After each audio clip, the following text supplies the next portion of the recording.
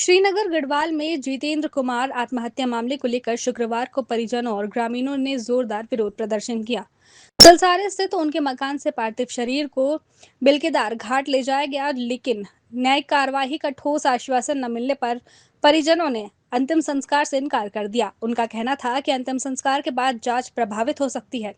इस दौरान उग्रंत कार्यकर्ता और ग्रामीणों ने कीर्तिनगर पुल पर धरना देकर ऋषिकेश बद्रीनाथ राष्ट्रीय राजमार्ग बाधित करने का प्रयास किया, जिससे क्षेत्र में तनावपूर्ण स्थिति बनी रही। लगातार समझाने बुझाने के बावजूद परिजन अपनी मांग पर अड़े रहे। स्थिति बिगड़ने पर प्रशासन ने 2 घंटे की वार्ता की, जिसके बाद उप जिलाधिकारी नुपुर वर्मा ने मृतक के वीडियो बयान के आधार पर न्यायिक कार्यवाही और आरोपित हिमांशु को दी गई रकम की वापसी का लिखित आश्वासन दिया।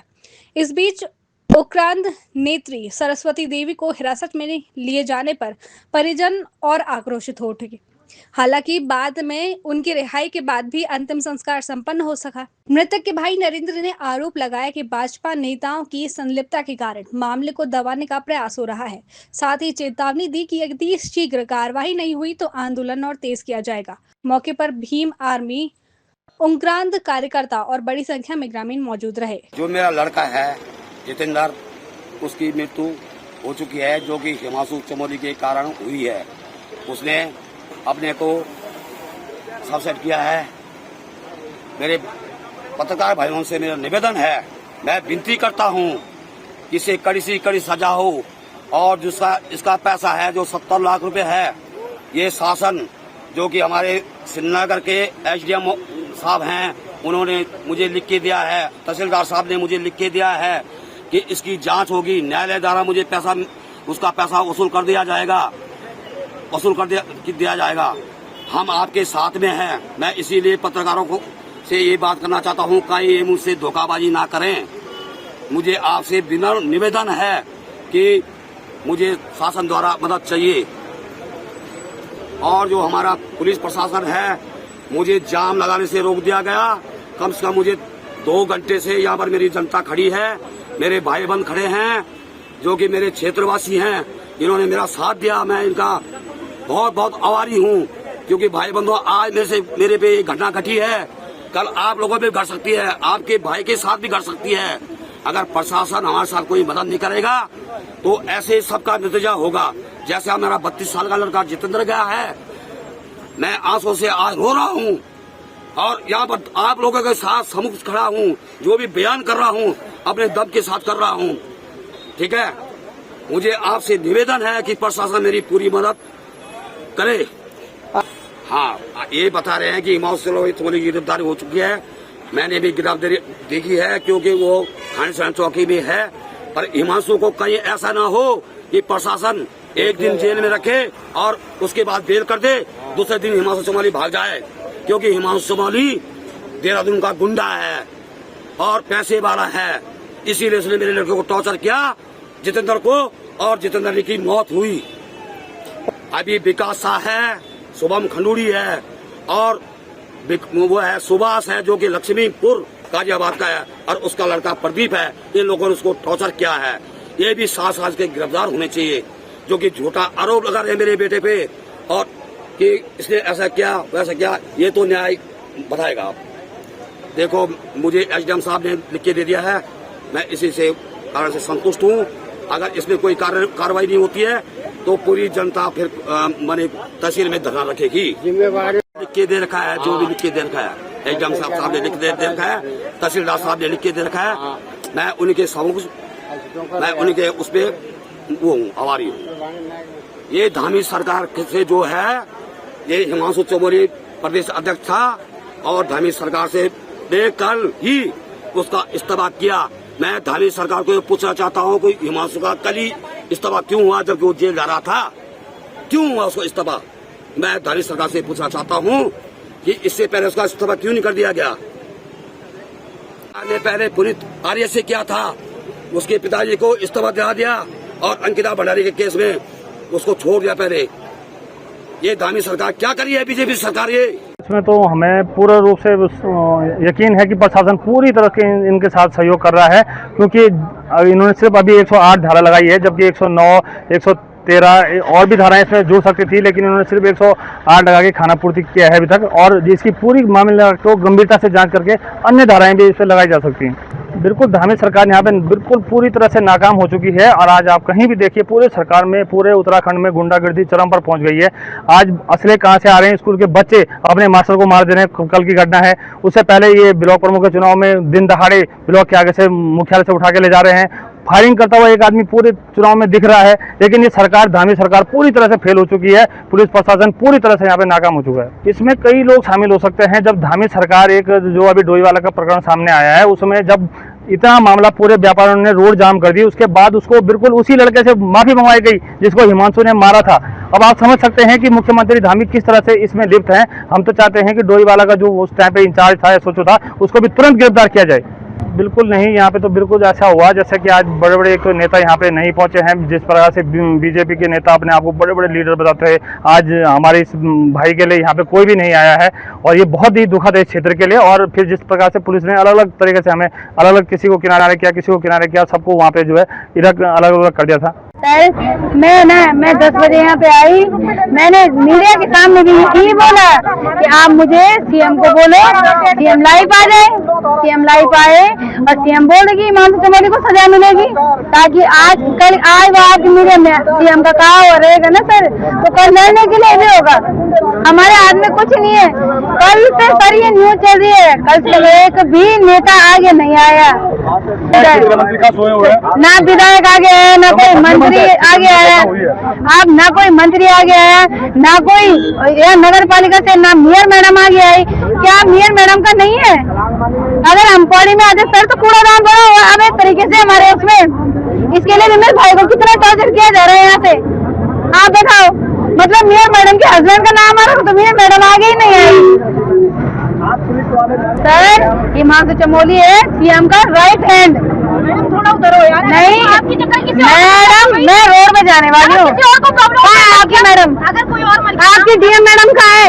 ये देखो ना सर, मैं मैडम मैंने 12 बजे का टाइम मांगा हुआ है। ये नहीं कह रही सर, मैंने क्यों यात्री को परेशानी हो, आगे ही बोला था। आप हाथ में नहीं ले सकते हो यार।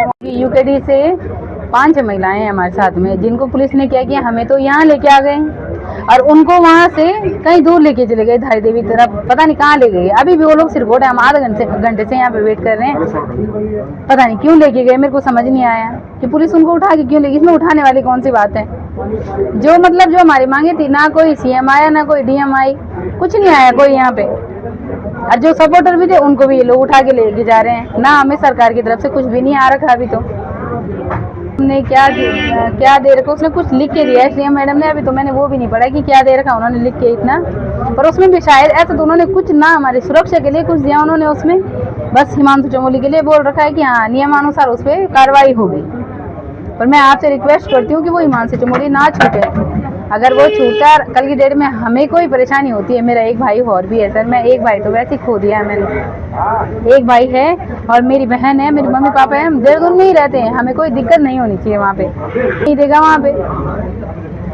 पुलिस ने भी हमें यही समझाने का किया है, क्योंकि आप देख रहे हो ना यहाँ पे कितनी सारी पुलिस थी आज, मतलब एक तो हमें बॉडी यहाँ से आगे लेके नहीं जाने दिया, यहाँ पे इतनी सारी पुलिस थी कि हम तो खुद हैरान थे कि हमने क्या कर दिया ऐसा। आतंकवादी तो कोई था नहीं मेरा भाई, उसे इतना मजबूर किया गया कि वो आत्महत्या करने पे मजबूर हो गया, उसने अपनी आत्महत्या कर दी। उससे पहले उसने वीडियो डाला कि किसकी वजह से की है, और उसी के सपोर्ट में सब लोग हैं। मेयर तक नहीं आए हमारे उसमें, मेयर नहीं आया, कोई विधायक नहीं आया, कोई नेता नहीं आया आज यहाँ पे आगे। क्यों नहीं आया? जब तक वो दीदी सरस्वती दीदी यहाँ पे नहीं आती, मैं यहाँ से हिलूंगी तक नहीं। मैं बात चाहते हैं कि अगर आरोपी गिरफ्तार हुआ है तो वो देहरादून में क्यों गिरफ्तार किया गया है? सबसे पहली बात तो ये है, जब वो पौड़ी का केस है तो वो पौड़ी क्यों नहीं लाया गया? कल से अभी तक वो पौड़ी नहीं पहुंचा है। हमारी सरकार से ये मांग थी कि उसको पौड़ी प्रस्तुत किया जाए, पौड़ी चौकी में लेके आया जाए, उसको बस वो जेल हो जाए। हमारी मांग सीधी सी है भाई, मौत के बदले मौत, हमें उसको फांसी चाहिए बस। बॉडी ले जा रहे थे पुल पे, हमें यहाँ पे धरना करना था, हमें यहाँ पे बैठना था अपने भाई की बॉडी के साथ में। हम तब तक बॉडी को हिलाएंगे नहीं जब तक आरोपी यहाँ पहुंच नहीं जाता है, जिसकी वजह से आज मेरा भाई इस दुनिया में नहीं है।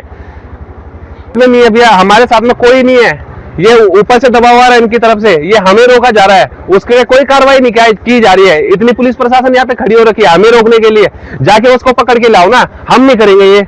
कल तक ले आते उसे, हम भी सीधे सीधे उसका अंतिम संस्कार करते, हमें जरूरत ही नहीं पड़ती। बिल्कुल मेरे भाई पे जो आरोप लगाए गए, जब यहाँ पे उसको कूड़ेदान के खिलाफ वो लड़ रहा था, उसने थोड़ी सी अपशब्द कह देते, उसे सीधे जेल करवा दी गई। जब उसने जगह जगह कुछ केस करवाए तो तब कोई कार्रवाई नहीं करी गई है, कोई भी कार्रवाई नहीं की गई। जैसे मेरे भाई की पोस्टें डाली गई कि ये व्यक्ति यहाँ गिरफ्तार कर दिया गया है, फोटो डाली गई, कल तो पुलिस प्रशासन द्वारा सिर्फ ये बताया गया हिमांशु चमोली गिरफ्तार हो गया है, ना हमें कोई वीडियो मिली, ना उसकी हमें कोई फोटो मिली है, ना कुछ। हमें कैसे भरोसा होगा कि वो गिरफ्तार हो गया है? किया जा रहा है कि आप बॉडी, कल से हमारे घर में, हमारे गांव में तहसीलदार साहब, हम 3 बजे हम पौड़ी चले गए थे, तहसीलदार साहब 3 बजे हमारे गांव में पहुंच गए, 10 बजे तक वहां बैठे रहे, हमारे यहाँ लोगों को समझाते रहे। मेरे पापा को बोला गया कि आप जल्द से जल्द बॉडी को जला दो कल सुबह, ज्यादा टाइम मत लगाओ। ये हम पे क्यों दबाव डाला जा रहा है? बिल्कुल सीधी सी बात है, ये राजनीतिक से जुड़ा हुआ मामला है सारा, बड़े बड़े नेताओं के थ्रू इन पे दबाव बन रहा है और ये लोग उनकी ही सुन रहे हैं, हमारी कोई नहीं सुन रहा है। सेम चीज वही हो रही है कि आप सीधा पे आग लगा दो, हम आपके साथ खड़े हैं, उसके बाद ये हमें कहीं दिखेंगे नहीं, हमें ये मिलेंगे नहीं, हम परेशान घूमते रहेंगे। हमारी इतनी हिम्मत नहीं है, हम तब तक बॉडी नहीं जलाएंगे जब तक हमें इंसाफ नहीं मिलता। मेरा भाई मरा, इसलिए आपने उसकी पोस्ट पढ़ी होगी तो उसने सीधी सी बात लिखी है कि मैं जीते जी तो अपने आप इंसाफ नहीं पा सका, मुझे मरने के बाद तो इंसाफ मिलेगा। अगर उनसे इंसाफ नहीं मिलेगा तो उसकी आत्मा को कभी शांति नहीं मिलेगी और ये हम कभी चाहेंगे ही नहीं। हमें पहले तो हमारी गाड़ी रोक दी गई, जब हम उसे कंधे से लेके जा रहे थे, हम पे धक्का मुक्की पुलिस द्वारा की गई, सारे पुलिस वाले मेरी बहन पे इतना धक्का मुक्की वहां पे की जा रही है, अभी भी इतने परेशान है वो, उसकी तबीयत खराब है। अगर हमें इंसाफ नहीं मिलेगा, जहां मेरा भाई मरा वहां मैं भी मर सकता हूँ इंसाफ के लिए। अगर मेरे भाई को इंसाफ नहीं मिला तो मैं खुद भी आत्महत्या कर दूंगा। इसका सीधा साधा जिम्मेदार हिमांशु चमोली ही है, जिसकी वजह से मेरे भाई की जान गई है। हमें हिमांशु चमोली की गिरफ्तारी चाहिए पौड़ी में। का मामला है, इसमें जो है तत्काल संज्ञान लेते हुए एसएसपी महोदय द्वारा टीमों का गठन करते हुए तत्काल इसमें जैसी वीडियो वायरल हुआ और घटना कारित हुई तो तुरंत इसमें हमने गिरफ्तारी की गई और उसी के संबंध में जो है आज भी माननीय न्यायालय अभियुक्त को प्रस्तुत किया जा रहा है। देखिए, परिवार का जो है थोड़ा रोष उन्होंने जाहिर किया तो उसमें हमने समझा बुझाकर और कार्रवाई का आश्वासन देकर उनको जो है अंतिम संस्कार के लिए मनाया गया है और अंतिम संस्कार की कार्रवाई चल रही है। देखिए, आरोपी एक गिरफ्तार हो चुके हैं, 306 की धारा लगी है, अन्य पहलुओं पर भी जांच की जा रही है और अन्य जो भी अभियुक्त प्रकाश में आएगा या जो भी तथ्य प्रकाश में आएगा सबको विवेचना में सम्मिलित किया जाएगा। देखिए, मैंने जैसे कहा विवेचनात्मक कार्रवाई प्रचलित है, अन्य अभियुक्तों को भी या अन्य जो भी पहलू आ रहे हैं तो सबको विवेचना में सम्मिलित करके उचित वैधानिक कार्रवाई की जाएगी। देखिए, विशेष टीमों का गठन भी किया गया है और उसी के संबंध में हमारी टीमें लगातार प्रयासरत हैं। जल्द ही जो भी तथ्य प्रकाश में आएंगे उन सबको जैसे मैंने बताया इन्वेस्टिगेशन में हम सम्मिलित कर रहे हैं। देखिए, अभी जो है अंतिम संस्कार चल रहा है और परिवार वालों को हमने समझा भी दिया है, साथ ही साथ उनकी जितनी भी मांगे हैं और जो भी उनके कंसर्न्स हैं उन सबको हमने विवेचना में सम्मिलित करके उचित न्यायिक प्रक्रिया के तहत सज़ा दिलाई जाएगी। बिल्कुल, ये पौड़ी पुलिस प्रतिबद्ध है कि जो भी पीड़ित परिवार है उसको उचित न्याय मिला। जो जितने भी लोग जो भी हमारे धरने पे बैठे थे तो उन लोगों को थाने ले जाके वेरिफिकेशन करके वापस जो है वापस ले जाएगा, वापस छोड़ दिया जाएगा। सर 2 BNS के तहत जो भी वेरिफिकेशन की कार्रवाई है वो करके वापस उनको छोड़ दिया गया। खबर भारतवर्ष के लिए श्रीनगर गढ़वाल उत्तराखंड से भगवान सिंह की रिपोर्ट। अपने शहर अपने प्रदेश की ताज़ा खबरों के लिए लाइक करें, शेयर करें, सब्सक्राइब करें और हाँ, बेल आइकन दबाना ना भूलें, क्योंकि खबर हमारी, फैसला जनतंत्र का।